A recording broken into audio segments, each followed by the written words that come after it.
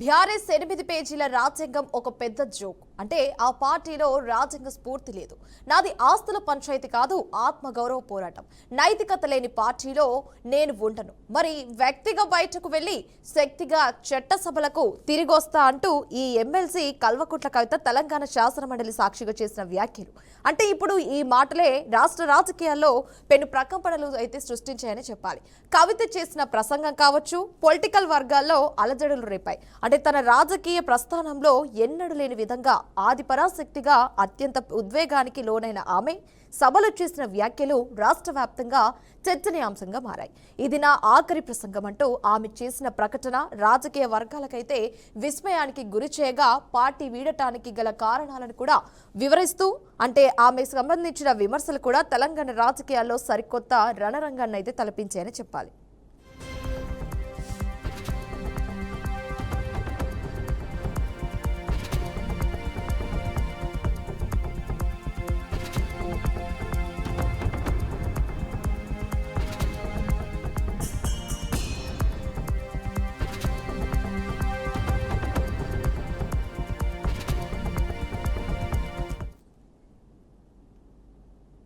ఇటు రాజకీయ యుద్ధం మొదలైంది. అంటే మండలి వేదికగా కవిత సంచలన నిర్ణయం, ఇన్నాళ్ల మౌనం వెనుక ఉన్న ఆవేదనను కూడా కవిత ఒక్కసారిగా బయటపెట్టారు. అంటే బీఆర్ఎస్ ప్రాథమిక సభ్యత్వానికి కూడా రాజీనామా చేస్తున్నట్లు ప్రకటిస్తూ ఆమె చేసిన ప్రసంగం తెలంగాణ రాజకీయాల్లో ఒక శంఖం ముగిసిందా అంటే లేక కొత్త అధ్యయనం కూడా మొదలైందా అన్న ప్రశ్నలకైతే రేకెత్తించింది.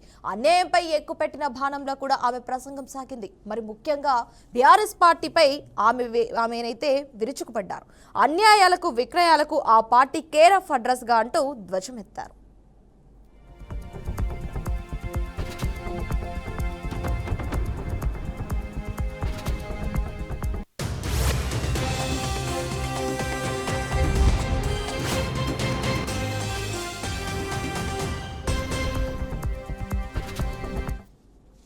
మరి తెలంగాణ ఏర్పడ్డ తర్వాత మొదటి బతుకమ్మ పండుగ నుంచే తన మీదే ఆంక్షలు మొదలయ్యాయని ఆవేదన వ్యక్తం చేస్తుంది. ధర్నా చౌక్ను తీసివేయాలని నిర్ణయిస్తే వ్యతిరేకించారు. రైతులను అక్రమంగా అరెస్ట్ చేసి బేడీలు వేయడం ద్వారా అంటే దాని వలన బాధగా అనిపించింది. అమరజ్యోతి, సచివాలయం, ముఖ్యంగా అంబేద్కర్ విగ్రహం ఏర్పాటు, కలెక్టరేట్ల నిర్మాణంలో కూడా అవినీతి జరిగిన మాట నిజమంటూ కవిత బాంబు పేల్చారు. సిద్దిపేట జిల్లా సిరిసిల్లలో కట్టిన కలెక్టరేట్ల ఒక్క వర్షానికే మునిగిపోయాయంటూ కూడా అవినీతి ఏ స్థాయిలో ఉందో అర్థం చేసుకోవచ్చు. అంటే ఇసుక దందాల కారణంగా నేరేళ్ల లాంటి దూరగతాలు కూడా జరిగాయి. అంటే పార్టీలో ప్రభుత్వంలో జరిగిన అవినీతి, కొందరి వరుస దురగతాలను కూడా కేసీఆర్ దృష్టికి తీసుకెళ్లినా కూడా చర్యలు తీసుకోలేదని ఆ బిడ్డనైతే ఆడబిడ్డ ఆవేదన వ్యక్తం చేసింది.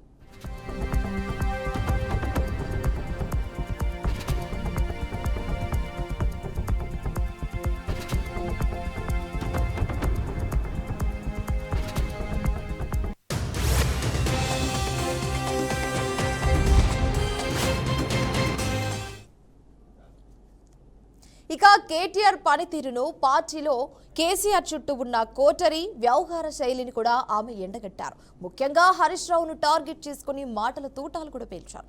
వాడో పెద్ద అవినీతి పరుడంటూ మండిపడ్డారు. తప్పులను ప్రశ్నించడంతోనే పార్టీలో తనపై కుట్రలు చేసి బయటకు వెళ్లిపోయేలా చేశారని కవిత మండలిలో అయితే కన్నీళ్లు పెట్టుకున్నారు. బీఆర్ఎస్ పార్టీలో హరీష్ రావు ఒక గుంపును తయారు చేస్తున్నారని ఆగ్రహం వ్యక్తం చేశారు. ఒక అక్రమార్కుడిని కేసీఆర్ బీఆర్ఎస్ డిప్యూటీ 4లో అయితే 4 లీడర్ కూడా పదవి ఇచ్చారని అసహనం వ్యక్తం చేశారు. నిజానికి కేసీఆర్ మీద కక్షతో బీజేపీ నన్ను జైల్లో పెట్టిందని కవిత ఘాటు ఆరోపణలు చేశారు. ఈడీ, సిబిఐలపై కూడా పోరాడిన బీఆర్ఎస్ నాకు అండగా నిలవలేదని ఆవేదన వ్యక్తం చేసింది కవిత.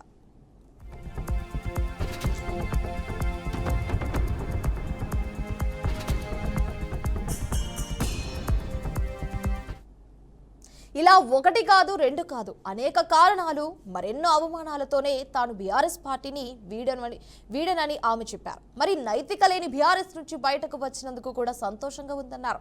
తన రాజీనామాపై నిర్ణయం తీసుకోవాలని స్పీకర్ను కోరారు కవిత. అంటే బీఆర్ఎస్ వైఫల్యాలను కూడా ఎండగట్టడంలో కాంగ్రెస్ సక్సెస్ అయిందన్నారు. బీఆర్ఎస్ లా కాంగ్రెస్ పాలన చేయకూడదని సూచించారు. పదవికి రాజీనామా చేసినా ప్రజల కోసం పనిచేస్తానని చెప్పారు. అంటే అప్పుడు ప్రశ్నించినా, ఇప్పుడు ప్రశ్నించినా కూడా రేపు కూడా ప్రశ్నిస్తా, మీరందరి ఆశీర్వాదంతో చట్టసభలకు శక్తిగా తిరిగొస్తానన్నారు కవిత.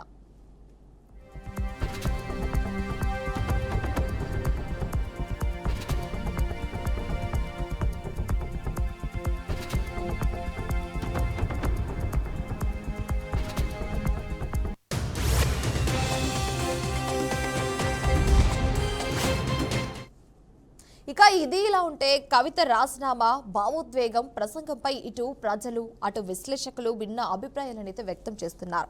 ఇంటి ఆడబిడ్డ నడి రోడ్డు మీద కన్నీళ్లు పెట్టుకుంటే కన్న తండ్రి సొంత అన్న ఏం చేస్తున్నారని ప్రశ్నిస్తున్నారు. కవిత చెప్పిన మాటల్లో ఎంత నిజముందో ఆ పార్టీ అధినేత బయటకు వచ్చి చెప్పాలని డిమాండ్ చేస్తున్నారు. మరి నిజానికి కవితను అంత మానసిక హింసకు గురి చేసిందెవరు? హరీష్ నిజంగా కవిత పట్ల దారుణంగా నిర్లక్ష్యంగా వ్యవహరించాడా అని స్థానికులు విశ్లేషకులు బీఆర్ఎస్ ను సూటిగా ప్రశ్నిస్తున్నారు. అయితే అవమానాల మధ్య ఉండలేను అంటూ ఆమె కురిపించిన అక్షర తూటాలు గులాబీ శ్రేణులు ఏం సమాధానం చెప్పాలని బహిరంగంగానే అడుగుతున్నారు.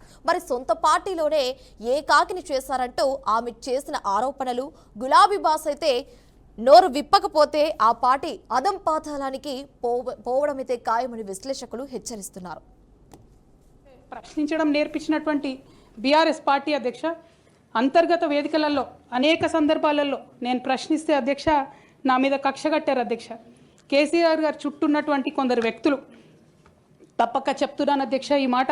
ఎందుకంటే భారతదేశ రాజ్యాంగం ప్రకారం రాజకీయ పార్టీలు ఏవైనా కూడా ప్రజలకు ఒక దిక్సూచిగా నిలవాలి అధ్యక్ష, ప్రజలకు ఒక దారిదీపంగా నిలవాలి. పార్టీలోనే అంతర్గత ప్రజాస్వామ్యం లేకపోతే రాష్ట్రంలో ఎట్లా ప్రజాస్వామ్యం ఉంటుందనే విషయాన్ని కూడా మనందరం గమనించాలి. కాబట్టి మాట చెప్తా ఉన్నాను అధ్యక్ష. మరి కక్షగట్టి నన్ను ప్రశ్నించినందుకు పార్టీ నుండి బయటకు పంపించారని చెప్పక తప్పదు అధ్యక్ష. అధ్యక్ష మొదటి సంవత్సరం నుంచే రాష్ట్ర స్థాయి నిర్ణయాలలో ఎక్కడ కూడా నా పాత్ర లేకుండా కట్టుబడి చేసినారు అధ్యక్ష. ఇవాళ ఆనాడు బాధపడ్డా ఇవాళ నేను సంతోషపడతా ఉన్నా అధ్యక్ష. ఎందుకంటే అధ్యక్ష ధర్నా చౌక్ రద్దు చేయడం అనేటటువంటిది ప్రజాస్వామిక హక్కుల్ని కాలరాయడంలో మొదటి మెత్త అధ్యక్ష. ఆనాడు ఇంటర్నల్గా ఎంత ప్రొటెస్ట్ చేసినా కూడా రాష్ట్రం వచ్చింది, ఇప్పుడు ధర్నాలు ఎందుకు, దరఖాస్తులు లేవు, ధర్నాలు లేవు, అన్ని పనులు చేసి పెడతామని చెప్పుకుంటూ వెళ్ళడం జరిగింది అధ్యక్ష. అట్లానే రైతులకు జరిగినటువంటి అక్రమ అరెస్టులు అధ్యక్ష, ఇవాళ ఒక్కొక్క దగ్గర నుంచి రైతులు మాట్లాడుతూ ఉంటే బాధ తట్టుకోలేకపోతున్నాం అధ్యక్ష. అదేవిధంగా పార్టీలో జరుగుతున్నటువంటి అవినీతి అధ్యక్ష, ప్రభుత్వంలో జరుగుతున్నటువంటి అవినీతిని ఎప్పటికప్పుడు నేను వారి దృష్టికి తీసుకెళ్లడం జరిగింది అధ్యక్ష. అమరజ్యోతి నుంచి మొదలు పెట్టుకుంటే అధ్యక్ష, అంబేద్కర్ విగ్రహం దగ్గర నుంచి మొదలు పెట్టుకుంటే అధ్యక్ష, సెక్రటేరియట్ నుంచి మొదలు పెట్టుకుంటే అధ్యక్ష, కలెక్టరేట్లలో కూడా తీరని అవినీతి జరిగిన మాట ముమ్మాటికి వాస్తవం అధ్యక్ష. దీనికి పెద్ద ఉదాహరణలు సిద్దిపేట సిరిసిల్లలో కట్టినటువంటి కలెక్టరేట్లు 2 వచ్చినటువంటి మొదటి వర్షానికే 2 కూడా మునిగిపోయినాయి అధ్యక్ష. ఆ విజువల్స్ అందరం కూడా మనం చూడడం జరిగింది. ఇక సిద్దిపేటలో సిరిసిల్లలో కట్టిన కలెక్టరేట్లకే దిక్కు లేకపోతే మొత్తం రాష్ట్రంలో కట్టినటువంటి అన్ని బిల్డింగ్లు ఎట్లుంటాయన్న విషయాన్ని కూడా ఒకసారి తెలంగాణ ప్రజలు ఆలోచించుకోవాలి అధ్యక్ష. ఒక పక్క నిజం మాట్లాడే వాళ్ళను, సూటిగా మాట్లాడే వాళ్ళను, ఉన్నట్టు చెప్పే వాళ్ళను రిస్ట్రిక్ట్ చేయడమే కాకుండా అధ్యక్ష ఉద్యమకారుల విషయంలో తీరని నిర్లక్ష్యం గురైంది అధ్యక్ష. అనేక సందర్భాల్లో నేను పార్టీ నాయకులని, పెద్ద నాయకులను కూడా అనేక సందర్భాల్లో అడిగిన అధ్యక్ష. వేరే విధంగా సహకరించకపోతే, వేరే విధంగా వాళ్ళకి హెల్ప్ చేయలేకపోతే కనీసం సీఎం రిలీఫ్ ఫండ్ కింద మనిషికి 10 లక్షలు ఇద్దాం, ఎక్కడోళ్ళు అక్కడ సెటిల్ అయిపోతారు అధ్యక్ష అని కూడా అడిగినాం అధ్యక్ష. అది కూడా చేయలేదు. దానికి ఏదైతే ప్రశ్నించడం నేర్పించినటువంటి బీఆర్ఎస్ పార్టీ అధ్యక్ష అంతర్గత వేదికలలో అనేక సందర్భాలలో నేను ప్రశ్నిస్తే అధ్యక్ష నా మీద కక్ష కట్టారు అధ్యక్ష. కేసీఆర్ గారు చుట్టూ ఉన్నటువంటి కొందరు వ్యక్తులు తప్పక చెప్తున్నాను అధ్యక్ష ఈ మాట. ఎందుకంటే భారతదేశ రాజ్యాంగం ప్రకారం ఒక వ్యక్తి ఒక పార్టీలో చేరాడంటే ఆ వ్యక్తి యొక్క భావజాలాన్ని కానీ, ఆ వ్యక్తి యొక్క భావ ప్రకటన స్వేచ్ఛను కానీ ఆ పొలిటికల్ పార్టీస్ హరించడానికి లేదు అధ్యక్ష. నేను గత 8 సంవత్సరాలుగా ఇండిపెండెంట్గా ఒక వ్యక్తిగా సంస్థను నడుపుతూ చేస్తున్నటువంటి ప్రయత్నాలని అడ్డుకట్ట వేయడానికి మొదటి రోజు నుంచే ప్రయత్నం జరిగింది అధ్యక్ష.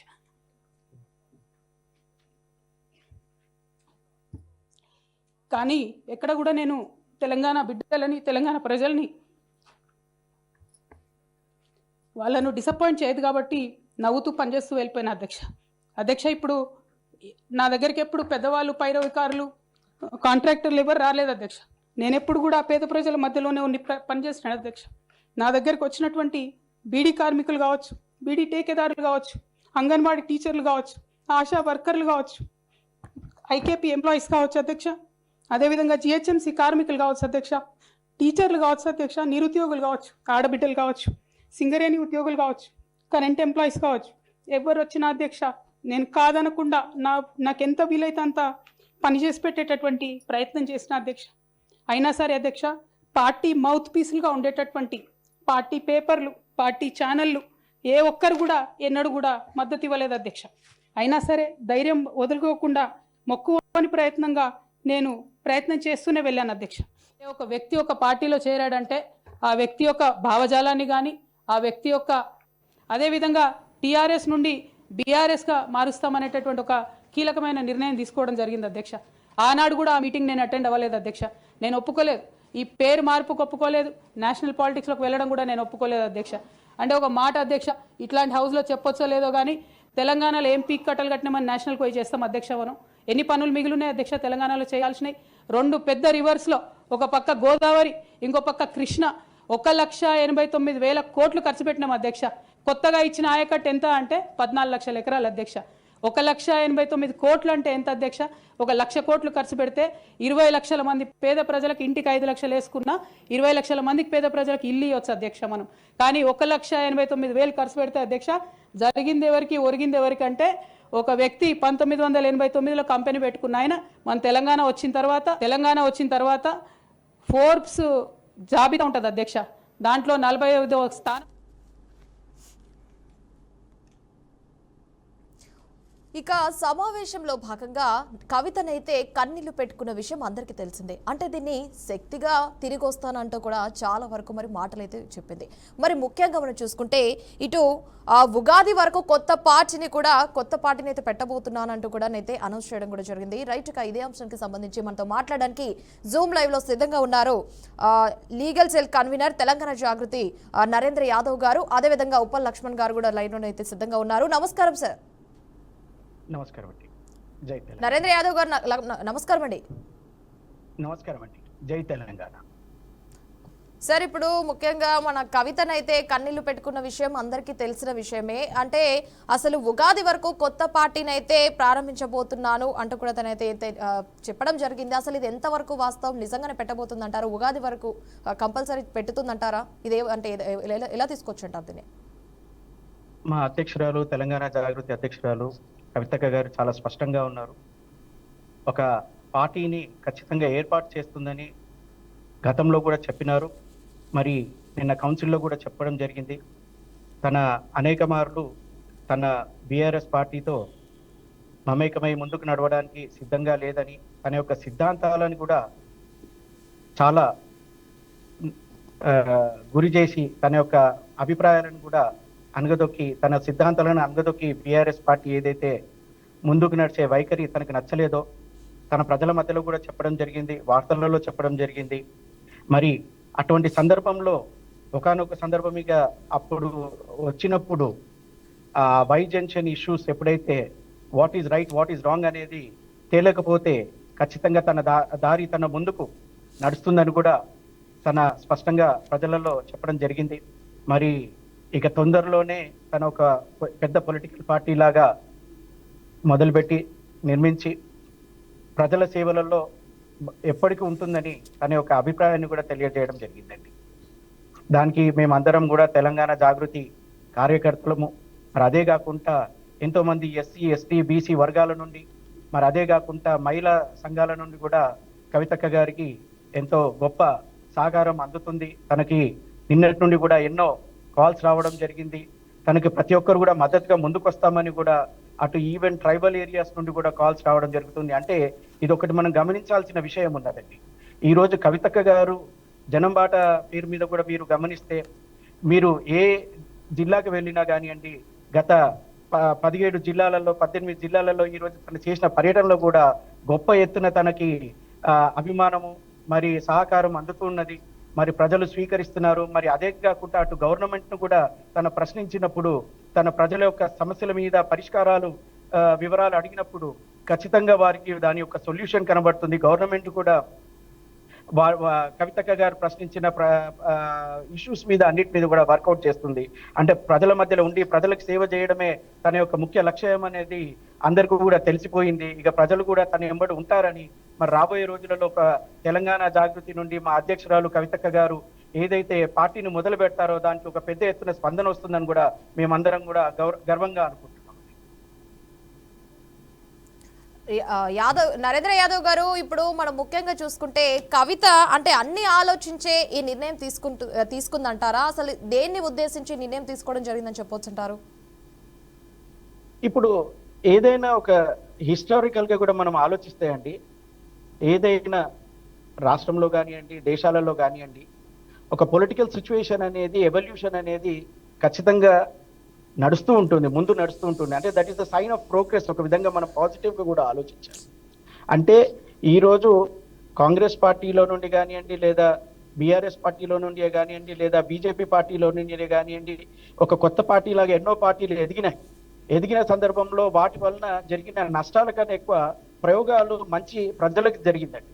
మరి అటువంటి సందర్భంలో ఇప్పుడు కవితక్క గారు ఎప్పుడైతే మిలియన్ మార్చ్ సందర్భంలో నుండి కూడా తన ఏదైతే పరుగులు ట్యాంక్ బండ్ మీద తీసిందో, తన సొంతం కన్న బిడ్డలను కూడా పక్కకు పెట్టి, తన అన్ని తన యొక్క జీవితాన్ని కూడా పక్కకు పెట్టి, ఏదైతే తెలంగాణ సేవలో, తెలంగాణ ఆవిర్భావంలో కానివ్వండి, తెలంగాణ ప్రజల కోసం కానివ్వండి, గొంతుకై ఏదైతే ముందుకు నడిచి ఏదైతే పోరాటం చేసిందో, దానివల్ల జరిగిన ఎన్నో ప్రయోగాలు, ఎన్నో మంచులు, ఎన్నో మార్పులు కూడా ఈ రోజు తెలంగాణ సమాజానికి తెలుసు. మరి రాబోయే రోజులలో కూడా అదే విధంగా ఈ రోజు కవితక్క గారు ఏదైనా నిర్ణయాలు తీసుకుంటే ప్రజలు గొప్ప ఆలోచనల మీద ఉన్నారు. ఖచ్చితంగా ఒక మంచి మార్పు జరుగుతుందని, ఒక గొప్ప నిర్ణయం అని చెప్పేసి కవితక్క గారిని అందరూ కూడా స్వాగతిస్తున్నారు. గత 3 నెలల నుండి గత 17 డిస్టిక్లలో కూడా ఎక్కడైతే అక్కగారు జనబాట తీసుకున్నారో, ఆ జనబాట మార్పులో కూడా ఎన్నో మంచి జరిగినాయని ఒక గొప్ప నమ్మకం కుదిరింది ఈ రోజు ప్రజల మధ్యలో. దానికి అందరూ కూడా స్వాగతిస్తున్నారు. నరేంద్ర యాదవ్ గారు, మీరు అలాగే హోల్లో ఉండండి. ఉపల్ లక్ష్మణ్ గారు నమస్కారం సార్. ఇప్పుడు ముఖ్యంగా కవితనైతే మనకు చూసుకుంటే ఢిల్లీ లిక్కర్ కేసులో కూడా ఆ సమయంలో కేసీఆర్ కేటీఆర్ లేనిదే బయటకు వచ్చిందంటారా? కాదు కదా. ఆ టైంలో మన ఢిల్లీ లిక్కర్ కేసులో కూడా వీళ్ళిద్దరు లేనిదైతే తనైతే బయటికి రాలేదు. ప్రస్తుతం కూడా మనం చూసుకుంటే ఉగాది వరకు కొత్త పార్టీని అయితే ప్రారంభించబోతున్నాను, కొత్త పార్టీని పెట్టబోతున్నాను అంటూ కూడా మనకైతే తెలుస్తుంది. అసలు ఇది ఎంతవరకు వాస్తవం అంటారు చెప్పండి? ఆమె ప్రకటించింది కదా కొత్త పార్టీ పెడుతున్నాను. కాబట్టి కొత్త పార్టీ పెడతారు, కాకపోతే ఏం పేరు ఉంటుంది, ఎలక్షన్ కమిషన్ ఏది నిర్ణయిస్తుంది అనేది చూడాలి. ఎందుకంటే జాగృతి పేరుతో పార్టీ పెడతారా, ఇంకో పేరుతో పెడతారా, అది క్లారిటీ లేదు. నిర్ణయించుకుంది. ఇంకా నిర్ణయించుకున్నప్పుడు కొద్దిగా ఆలస్యమైన కూడా పార్టీ రిజిస్ట్రేషన్ ప్రాసెస్ ఏం పెద్ద కష్టమే కాదు. నరేంద్ర గారు అడ్వకేట్, వారికి అని తెలుసు. అది ప్రాసెస్ అయిపోతుంది. అయిపోయిన తర్వాత పార్టీ పేరు మీద ఆమె మళ్ళీ ప్రచారం చేస్తుంది. కాకపోతే ఇది ఎవరికి ఎక్కువ డ్యామేజీ అంటే బీఆర్ఎస్ పార్టీకే డ్యామేజ్ ఈమె వల్ల. ఇక్కడ ఆ పార్టీలో ఉంటూ ఆ పార్టీలో ఆమె ఎంపీ కావడం, మళ్ళీ ఎంపీగా పోటీ చేసి మళ్ళీ ఎమ్మెల్యే కావడం, పార్టీలో ఉన్నటువంటి నెట్వర్క్ తో ఆమెకు సంబంధాలు బాగా ఉండటం, ఒకవేళ ఆమె ఇప్పుడు పార్టీ పెట్టి ఆ నెట్వర్క్ ను తన వైపు తిప్పుకోగలిగితే మాత్రము బీఆర్ఎస్ బాగా నష్టపోతుంది. చూడాలి ప్రజలు, నాయకులు, కార్యకర్తలు ఏం ఆలోచిస్తారు, ఎలా సపోర్ట్ చేస్తారు. కొంతవరకు సపోర్ట్ కనిపిస్తుందని. అయితే ఏంటంటే ఈ చీలిక వలన బీఆర్ఎస్ నష్టపోయినప్పుడు ఈమె పార్టీ లాభపడాలి పడుతుందా, లేకపోతే అది కాంగ్రెస్ ఉపయోగపడుతుందా అనేది కూడా చూడాలి. అంత ఈజీ కాదు. రాజకీయాలు ఇవాళ ఒకప్పటి రాజకీయాలు లేవు. ఇప్పుడంతా మనీ పాలిటిక్స్ అయిపోయాయి. దాన్ని తట్టుకొని నిలబడాలి. ప్రతి ఒక్కరు ఏంటంటే మాకేమిస్తారు అనేటువంటి పద్ధతిలో ఉన్నారు ఇవాళ. ఆమె ఎంతవరకు దీన్ని తట్టుకోగలుగుతుంది అనేది చూడాలి. మరి కాంగ్రెస్ పార్టీ చాలా ధీమాతో ఉంది. మళ్ళీ నెక్స్ట్ అధికారంలోకి మేమే వస్తాం, రేవంత్ రెడ్డి మళ్ళీ నేనే సీఎం అయిపోతాం అంటాడు. ఒక విధంగా చూస్తే కాంగ్రెస్ పార్టీ ఏమైనా బ్యాక్ ఉండి సపోర్ట్ చేస్తున్నదా బీఆర్ఎస్ పార్టీని బలహీనపరచడానికి అనేది కూడా చర్చ నడుస్తున్నది ఇవాళ. సో ఆమె క్లారిటీ ఇవ్వాలి. అంటే నా బీజేపీతో పొత్తు ఉండకపోవచ్చు, కాంగ్రెస్ తో పొత్తు ఉండకపోవచ్చు, నేను ఒంటరిగానే పోరాటం చేస్తాను. ఆమె చెప్పింది అసెంబ్లీలో, నేను ఇవాళ వ్యక్తిగా ఇక్కడ ఉన్నాను, రేపు బయటికి ఒక శక్తిగా మళ్ళీ తిరిగి వస్తా అనేది మంచి మాట అది. ఎందుకంటే రాజకీయాల్లో ఒక వ్యక్తి కాదు, ఇవాళ ఒక శక్తిగా తయారు కావటం అనేది మంచి మాటే. దానికి ఈ వ్యూహాలు ఉంటాయి. ఇప్పుడు కాంగ్రెస్ పార్టీ కూడా వ్యూహం పడుతుంది, బీజేపీ అంతకంటే ఎక్కువ వ్యూహం పడుతుంది. వాటిని తట్టుకోవాలి. అలాగే బీఆర్ఎస్ పార్టీలో ఊరుకుంటారా ఇప్పుడు వీళ్ళు? ఇప్పుడు ఒక కోటరీ ఉంది, ఆ కోటరీ నన్ను ఇబ్బంది పెట్టింది, నాకు ఆత్మాభిమానం దెబ్బతినింది అని ఆమె చెప్తుంది. సో ప్రధానంగా ఆమె హరీష్ రావును ఎక్కువగా హైలైట్ చేస్తున్నది. మరి హరీష్ రావు కేటీఆర్ వీళ్ళిద్దరిని కాదనే పరిస్థితుల్లో ఇవాళ కేసీఆర్ లేడు. అందుకనే ఆమె కూతురు వెళ్ళిపోతున్నా కూడా ఏమీ చేయలేని పరిస్థితుల్లో ఆయన ఉన్నాడు. యాక్చువల్గా అయితే తండ్రి అలా వెళ్ళనిస్తాడా? అందరినీ కూర్చోబెట్టి మాట్లాడి సర్దుబాటు చేయాలి కదా. ఆయన చేయలేదంటే వాళ్ళ క్లచెస్ లో ఆయన ఉన్నాడని దాని అర్థం. అందువలన వాళ్ళని కాదని చేయలేని పరిస్థితుల్లో ఆమె బయటకు వచ్చిందని మనకు అర్థమైపోతుంది. నచ్చ చెప్పే పరిస్థితి కానీ సర్దుబాటు చేసే పరిస్థితి కానీ అక్కడ లేదు. బయటకు వచ్చిన తర్వాత ఈమె ఆలోచించుకోవాల్సింది ఏమిటంటే, లక్ష్మణ్ గారు ఒక్క నిమిషం మన నరేంద్ర యాదవ్ గారు, మరి మీరేమంటారు? నిజంగా ఇప్పుడు బీఆర్ఎస్ నుంచి కవితనైతే మనకైతే కొత్త పార్టీ పెట్టబోతుందని అయితే మనం మాట్లాడుకోవడం జరిగింది. నిజంగా అంటే బీఆర్ఎస్ నుంచి తనకి ఎంతవరకు సపోర్ట్ ఉండబోతుంది? ఎవరు అంటే ఎంతమంది సపోర్ట్ చేయగలుగుతారు? దానికి సపోర్ట్ ఏమన్నా ఉంటుందా? ఇప్పుడు మనం ఒకటి గమనించాలండి. ఎప్పుడైతే ఒక ఉద్యమ స్ఫూర్తితో కవితక్క గారు తన యొక్క నిర్ణయాలు తీసుకున్నారో, తన యొక్క సిద్ధాంతాలని గౌరవించి, తన యొక్క ప్రిన్సిపల్స్ ఏవైతే ప్రజలకు న్యాయం జరగాలనేదే ఒక ఎజెండా లాగా ఏదైతే కవితక్క గారు పెట్టుకున్నారో, దానికి సమాజంలో ఏ పొలిటికల్ పార్టీ వారైనా ఉండనియండి, దానికి రెస్పెక్ట్ చేస్తారు. ఎందుకంటే నిన్న కూడా కవితక్క గారు మండలిలో చెప్పడం జరిగింది, ఏ పొలిటికల్ పార్టీ అయినా కానివ్వండి, కాంగ్రెస్ కానివ్వండి, బీజేపీ కానివ్వండి, లేదా బీఆర్ఎస్ కానివ్వండి, ఎప్పుడైతే ధర్మం కోసమో, ఎప్పుడైతే ప్రజల సమస్యల కోసమో, ప్రజా సేవ కోసం ఎప్పుడైతే ముందుకు నడుస్తారో, వాటికి అందరికీ కూడా ఒక మంచి అభిమానం ప్రజలలో ఉంటుందని, మరి అదే విధంగా ఏ పొలిటికల్ పార్టీ వాళ్ళైనా కానీ దాన్ని స్వాగతిస్తారండి. రేపటి రోజు కవితక్క గారు చేసే ప్రతి ఒక్క డిసిషన్ రేపు ప్రజల మధ్యలో ఒక గొప్ప మెప్పును పొందినప్పుడు ఖచ్చితంగా ప్రజలు కూడా స్వాగతిస్తారు. అదే విధంగా వేరే పొలిటికల్ పార్టీ వాళ్ళు, ఈ రోజు నిజం చెప్పాలంటే మా బీఆర్ఎస్ పార్టీలో గతంలో ఉన్న ఎమ్మెల్యేలు కానివచ్చు, మినిస్టర్లు గారు కానివచ్చు, అందరూ కూడా కవితక్క గారి మీద గొప్ప గౌరవం సంపాదించి వారు కవితక్క గారిని నిజంగా వాళ్ళు అభిమానించి వారు ఎప్పుడో చెప్పినారు, కవితక్క గారికి అన్యాయం జరుగుతుంది, కవితక్క గారికి అనేక శక్తులు కొన్ని మన పార్టీలోనే వ్యతిరేకంగా ముందుకు నడిపిస్తున్నారు, తనని అంగదొక్కడానికి ఎన్నో ప్రయత్నాలు జరుగుతున్నాయని కూడా ఎన్నోసార్లు చెప్పడం జరిగింది. అది నిజం కూడా. ఈ రోజు కవితక్క గారు కూడా నిన్న మండలిలో దైవ సాక్షిగా కూడా అది చెప్పడం జరిగింది. అటువంటి తరుణంలో ఖచ్చితంగా మేము అందరం కూడా నమ్ముతున్నాము, మాకు గొప్ప ఒక ఆదర్శనంగా ఒక తీర్చిదిద్దే పొలిటికల్ పార్టీని కవితక్క గారు ఆవిర్భవిస్తారని, రేపు రాబోయే రోజులలో ఒక గొప్ప నాయకత్వాన్ని ముందుకు నడిపిస్తారని మాకు గొప్ప సంకల్పము, గొప్ప నమ్మకం ఉందండి. Thank you sir. అదేవిధంగా Telangana Jagruthi legal cell convener Narendra Yadav గారు, అదేవిధంగా రాజకీయ విశ్లేషకులు ఉప్పల్ లక్ష్మణ్ గారు, thank you sir. Thank you so much ఈ డ్రైవ్ లో పాల్గొన్నందుకు. ధన్యవాదాలు సార్.